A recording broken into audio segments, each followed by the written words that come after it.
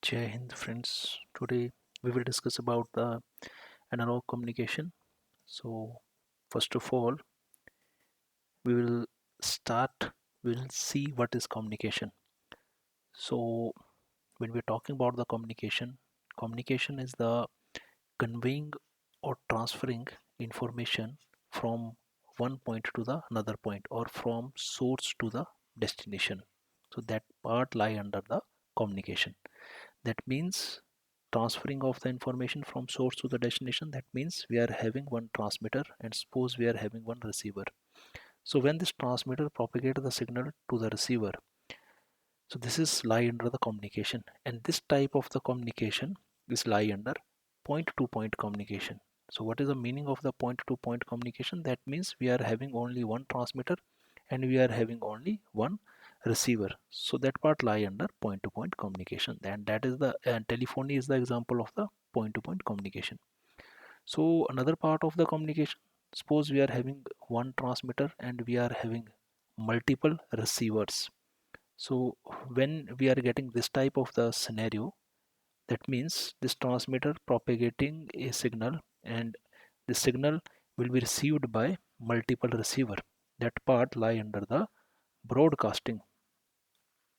So when we are talking about the broadcasting, so example of the broadcasting means we are here, this is the radio is the one example and TV is the second example of the broadcasting. So hope you are getting what is the meaning of the communication.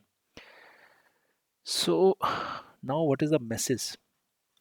Message means when we are saying something hello and we are saying hi, so this is the one of a message. We'll consider this as a message. And what is the information? Content in the message. This hi is in the and hello is the content lie under the message. Well, let's suppose if we are saying happy new year 2021, so that also lie under information. What we are sending here, we are sending happy new year 2001. So this is what, this is the content of the information. Information can be measured in bit and decibits. So hope you are getting what is communication, transferring of information from source to the destination.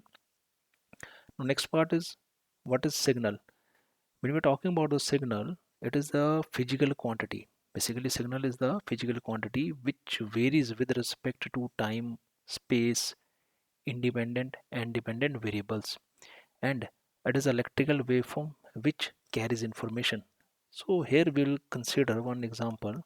Let's suppose when we're talking about electrical waveform, I'll consider here one example that belongs to the current. As we know that I is equal to Im sine omega t, or either we'll write here I is equal to Im sine 2 pi f of t. So when we are talking about the AC current, what we are saying, this current is varying with respect to the time. Start with 0 and moving toward here, this is a pi, here this is a 2 pi, and periodically it is varying. So that depends basically, we are considering periodical signal or we are considering non-periodic signal. But when we are talking about the current, this current is varying sinusoidally, and this is one of the example of the information. Here our main role is to see what we are getting is in the information. So this waveform tells us about the representation of the current. This is one of another example. Let's suppose when we are talking about the message signal, because we are talking about here analog communication, so message signal is very much important. So when we are talking about the message signal, that represent with a cos omega t.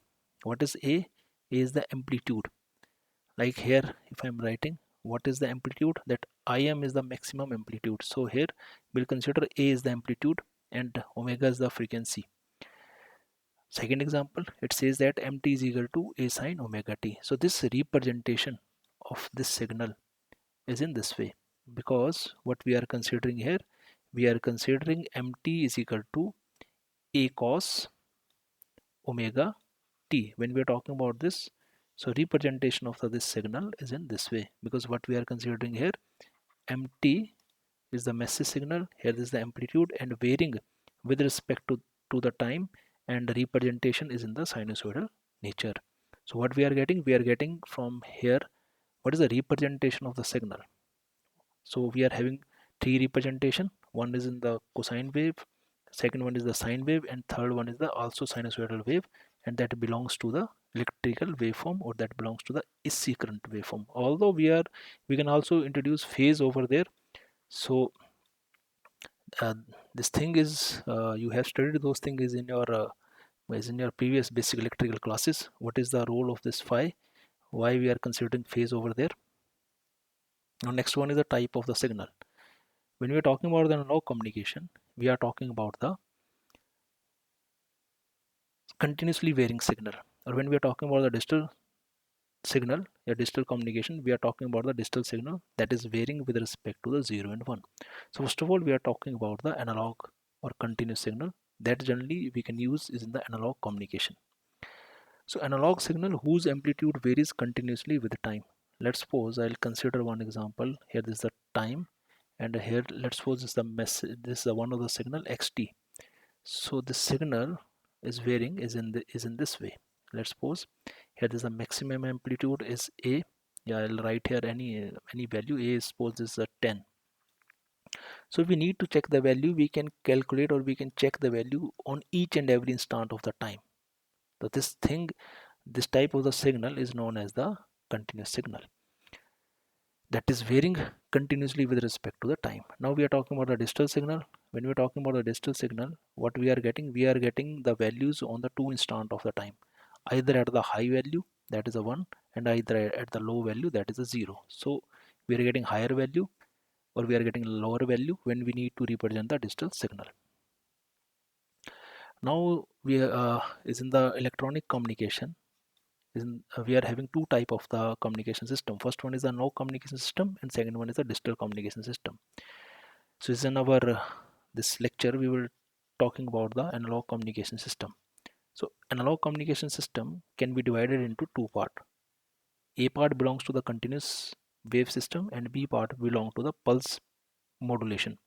As you know that we will discuss is in our future classes what is amplitude modulation, what is frequency modulation, what is pulse modulation, and pulse amplitude modulation, pulse width modulation, pulse position modulation, and is in the digital communication we are dealing with pulse chord modulation, delta modulation, and adaptive delta modulation.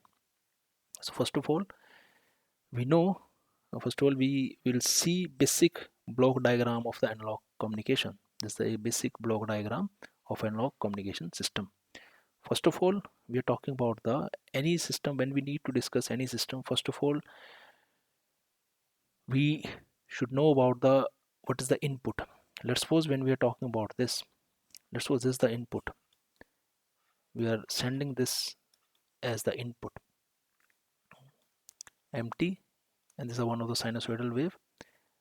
So when we will send this input, or either we can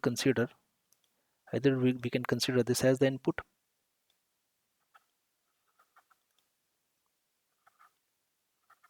or either we will consider this as the input signal. So when we are sending this as the input to the transducer, or one more thing, let's suppose if we are saying something, if we are having some audio data, and this is the one example, this is the second example, and this one is the third example. Let's suppose if I want to send audio data as a input, suppose audio data as a input. Now this input is entered into the transducer. So what is the role of the transducer? I'll consider this audio data as a physical data. I'll consider this as a physical data, a physical input or physical data. Now this physical data is entered to the transducer. What is the role of the transducer? Convert this physical data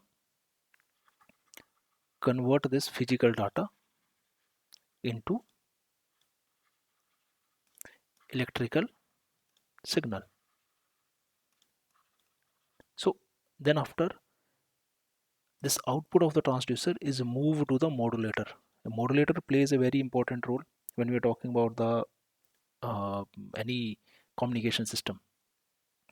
So what is the role of the basically a modulator? First of all, in order to understand the modulator or modulation, we should know about few things. Without modulation, longer distance communication through free space is not possible. Fine, without modulation, longer distance communication through free space. Free space means our atmosphere is not possible. Why so? Because the strength of this message signal, this audio signal, the strength of this signal is low, the weaker in strength. So when we need to propagate this weak signal to the some distance, so that signal will die up, or it will introduce a lot of noise when we are sending this weak strength signal to source to the destination. So need of the modulation is very much important when we need to send the signal from source to the destination. And here this is a antenna. So we'll discuss is in the next slide what is the modulator.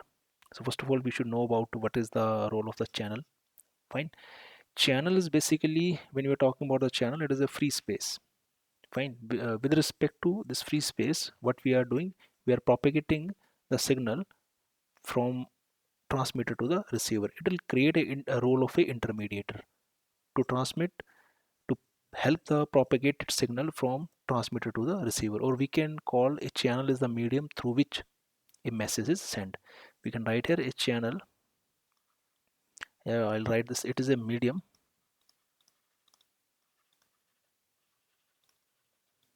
through which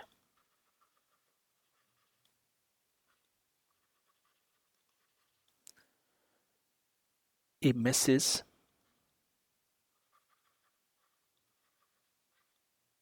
is sent from transmitter to the receiver. So what will happen here, this antenna will propagate the signal with the help of the channel to the receiver. So when we are talking about the channel, first of all, so we are having two type of the channel. One is the wired system, but here we are not using the wired system. Under wired system, we can use coaxial cable, or we can use optical fiber cables. Fine. Twisted pair cables. So this type of the things we can generally use is in the wired system. But when we are talking about the our wireless system, that means we are talking about the free space. Here second part is the wireless system. Wireless system, that means we are talking about the free space. So with respect to our problem, yeah, our this discussion is in the analog communication, we are using this free space. That means we are talking about our channel should be a wireless channel.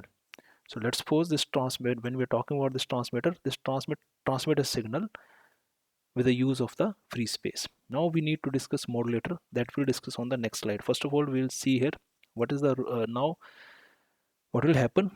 This electrical signal are going to be imposed on the carrier under this modulator, that we'll discuss on the next slide. Now this signal will propagate from this antenna to the channel, and here this propagated signal will reach to the receiver antenna. Now this receiver antenna signal will move to the demodulator. Is in the demodulator, basically what is the role?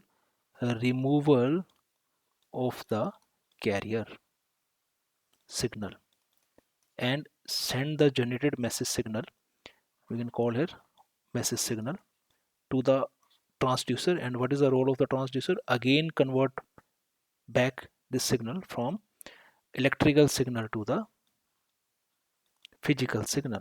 Physical signal means if I'm saying here some hello, fine. If I have said here hello, so this electrical signal is goes to the out this transducer, and what is the role of the transducer? Convert the signal to the again audio signal. So that audio signal will be released at the output of the here this desired output. We are getting some audio signal.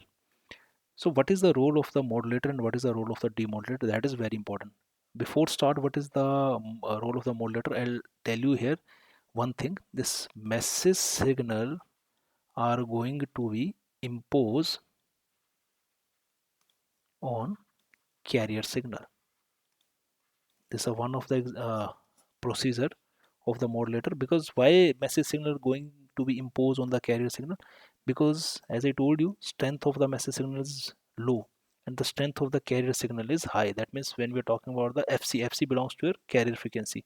that carrier frequency is very much high when we're talking about the frequency of the message signal.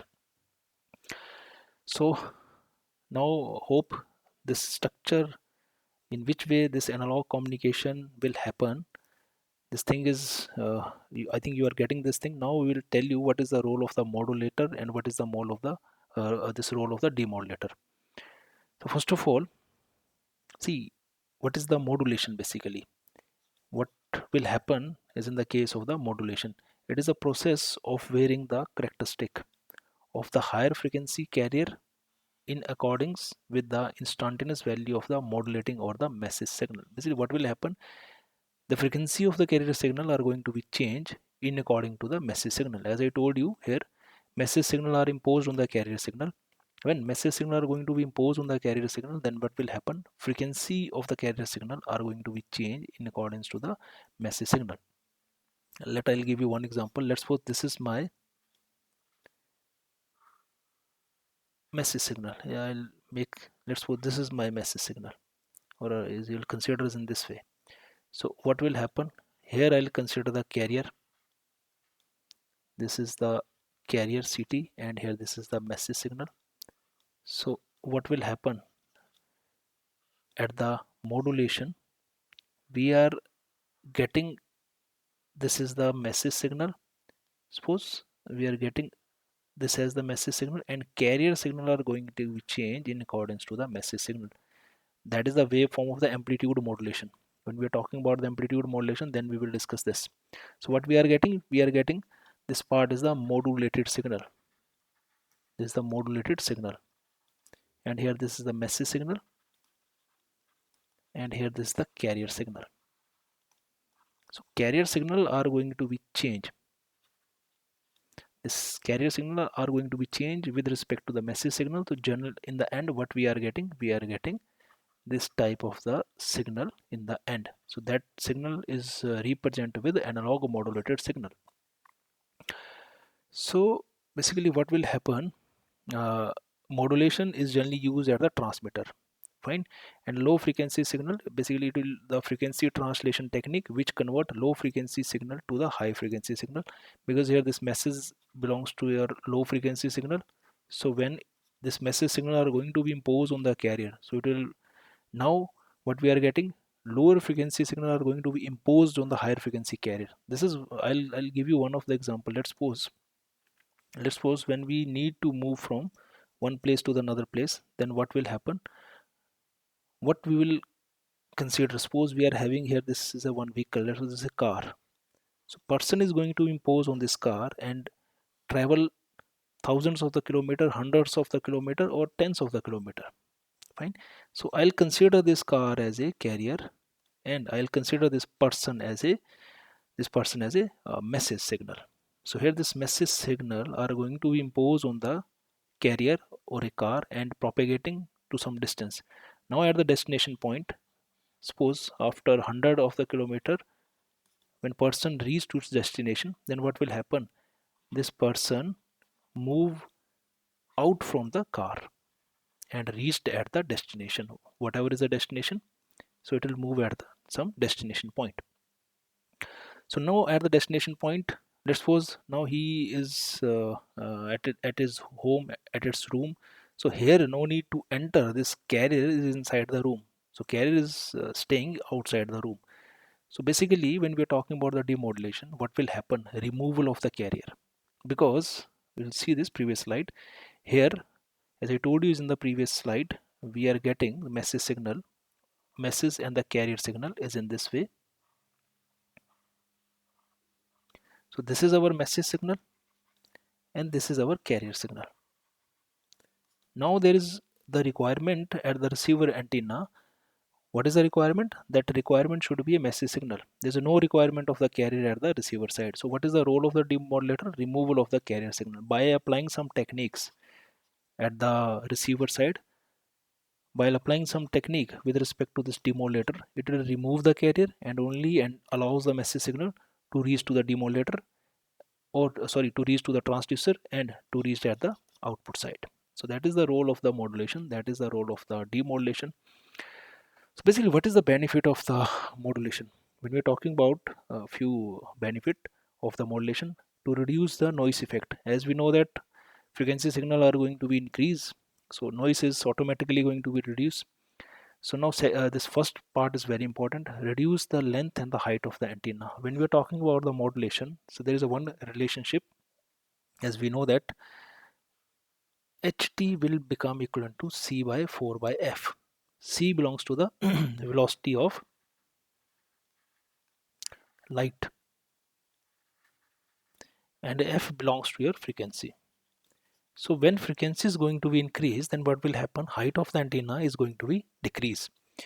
For example, I'll consider one case here. If frequency is equivalent to 15 kilohertz, then what will happen? Ht is equivalent to 3 into 10 to the power 8, and 4 into frequency is 15 into 10 to the power 3. So how much is the height of the antenna? That is approximately 5 kilometer. That is practically not possible. 5 kilometer antenna placing is physically not possible. So what we are doing is, in the second case, uh, when we are considering height with respect to the, is in the second example, we are considering frequency should be equivalent to, let's suppose that is equivalent to 1 megahertz. How we can get this much of the frequency? Here this is the modulator, here is the modulator, and here what we are doing, here we are entering one signal, that is, let's suppose 15 kilohertz signal, the same signal that we are using here. This 15 kilohertz signal is entered to the modulator. Then what we are getting after modulation, what I am getting, 1 megahertz of the signal, because as we know that, as I told you, how modulator increase the strength of the or frequency of the signal. So now we are using 1 megahertz of the signal. So what will be the height of the antenna? The height of the antenna should be 3 into 10 raised to the power 8 upon 4 into 10 raised to the power 6. So how much is the height? That is 75 meter. 75 meter is the height of the antenna. Now you will again increase the frequency, suppose 5 megahertz. So obviously height of the antenna are going to be decreased. When you again increase the frequency, this height is going to be decreased. So that is the benefit of the modulation, and that's why we are using here modulator part. That modulator is very very important in order to increase the frequency. Fine, in order to increase the frequency. Why? Because it's in the modulator, message signal are going to be imposed on the carrier signal. And with respect to this, hope you are getting this example. That is one of the example in order to understand the how modulation happen, and I'm relating this thing with the physical scenarios. We will see this. Here we are having few cases. This is the example 1, this is the example 2, and it also shows that how modulation effect on the height, how modulation reduce the noise. And one thing, without modulation, longer distance communication through the free space is practically not possible. Because as one of the example is this, one of the reason is this, 5 kilometer high antenna is not possible, and low strength signal cannot be propagated to the long distance. And when we will propagate low strength signal to the longer distance, noise is going to be introduced more and more, because our channel uh, is in the channel, a lot of the noise are going to be introduced. Now next, as you know that when we are talking about the modulation, we are having few types of the modulation. Amplitude modulation, what we are when we are talking about the amplitude modulation, basically what will happen, carrier is going to be changed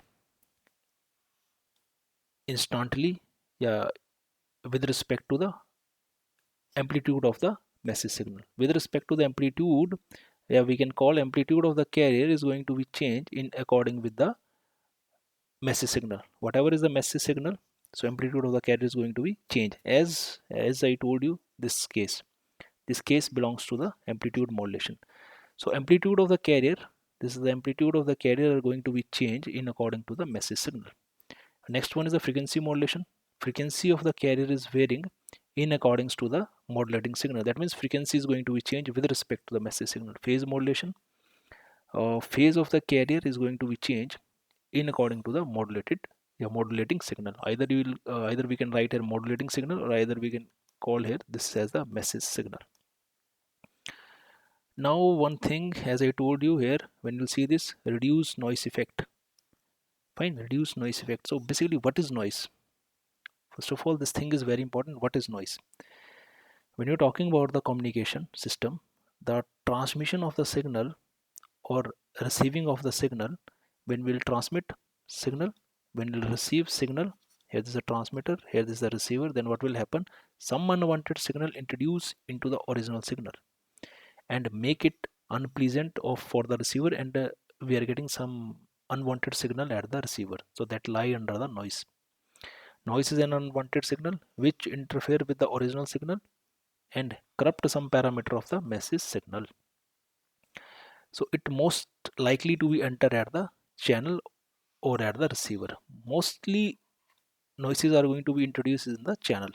So that we will discuss in the next slide. So what is noise? You'll see here, this is the amplitude, and here we are getting the uncertain, means here this amplitude are going to be changed. When you'll see this, there's no SH, when you get at the receiver, this type of the signal, we cannot like predict, we cannot see, we cannot understand what is this. So that amplitude of the signal is going to be changed with respect to the time. We are getting this uncertain signal that lie, or we can call this as the unwanted signal. So this unwanted signal lie or represent with the noise. It is a random or unpredictable. So most of the noises, like it will produce some hiss sound, that it will produce some kind of the hiss sound, like radio receiver buzz sound, like is in the telephonic conversation. We heard this type of the noises in the practical. Flicker is in the television receivers. So what is the type of the noise? How we can generate the noise? One is the external noise, and second one is the internal noise. Means when we need to generate the noise, we are getting the noise from the external sources, first one, and we are getting the noise with respect to the internal noises. So noise will be produced by external source because of some medium, because of some channels that lie under the external source, and it cannot be completely eliminated. So what is the example of the external sources of the noise? That is the first one is the atmospheric noise because of the irregularities in the atmosphere, and second one is the solar noise and cosmic noise. So basically, what is the meaning of the atmospheric noise? We are having this type of the layers is in the atmosphere. When we are propagating the signal from, let's suppose is the earth, and when we are transmitting this signal from source to the destination, fine. So let's suppose this signal is moving is in this way, and these are ionospheric layer, and these are ionospheric layer. So basically, what will happen? These layers are going to be changed. Let's suppose this is a D layer, this is E layer, this is F1, this is F2. So with respect to this solar activities, with respect to this solar activities, these layers are going to be changed sometime, and ions are going to be up and down. As we know, we are getting sometime sun spot cycle, sometime SID, because of the irregularities. These layers are going to be some problem are going to be created with respect to those layer. So what will happen? Our signal are uh, our signal acquired certain amount of the noises, and our signal are going to be distort even. So this type of the things generally we will consider under the atmospheric noise. Internal noise, when we are talking about the internal noise, noise is produced by the receiver component during functioning. Due to continuous functioning of the component may produce few type of the noises. Fine. So the proper receiver design may decrease the effect of the internal noise. When we design properly, this effect is going to be reduced. So example is the one is the Johnson noise, electrical noise, and second one is the short noise. That will be due to the random movement of the electrons and the holes. So now this is the electromagnetic spectrum range and the applications basically. So when we are talking about the frequency, that is varying from 3 to 30 kilohertz, the wavelength is this part, and that will lie under the VLF band, and we can use this type of the range of the frequency is in this application. So here we are, when we are talking about 30 to 300 hertz, these are the application, and these are the basically ranges of the frequency wavelength, and these are the application, and lie under the low frequency range is in this way. range of the frequency are going to be increase. So range of the wavelength is going to be decrease, and here different application with respect to that we can use various amount of the frequency. Let's suppose when we're talking about a satellite communication that lie under these range of the frequency, when you're talking about the AM radio that lie under this part of the frequency. So electromagnetic ranges, various electromagnetic ranges or various frequency ranges or various wavelength ranges provide us the various application that we can see from here. And one more thing, with increase in the frequency, wavelength are going to be decrease. Whenever is the frequency is going to be changed, either when it will increase, wavelength is going to be decrease. When it will decrease, so wavelength is going to be increase. So that part you can see from here, from this part and from this part. So here we are stopping, and in the next lecture we will discuss about more. So hope you are getting the things. Thank you.